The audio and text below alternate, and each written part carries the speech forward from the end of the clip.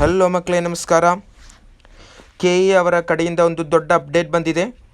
ಮೊದಲು Google Chrome ವೆಬ್ಸೈಟಿಗೆ ಹೋಗಿ KE ಎಂದು ಟೈಪ್ ಮಾಡಿದ ನಂತರ KEA ಹೋಮ್ ಅಂತ ಲಿಂಕಲ್ಲಿ ಕ್ಲಿಕ್ ಮಾಡಿ.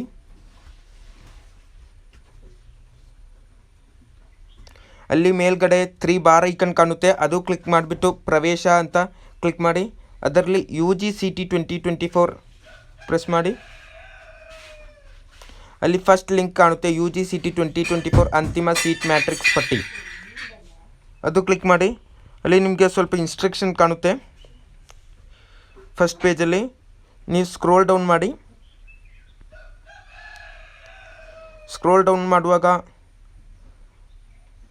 ಕಾಲೇಜಸಲ್ಲಿ ಎಷ್ಟೆಷ್ಟು ಸೀಟ್ KE ಅವರ ಕಡೆಯಿಂದ ಇದೆ ಅಂತ ಫುಲ್ ಲಿಸ್ಟ್ ಇರುತ್ತೆ, ನೀವು ನೋಡ್ಬೋದು.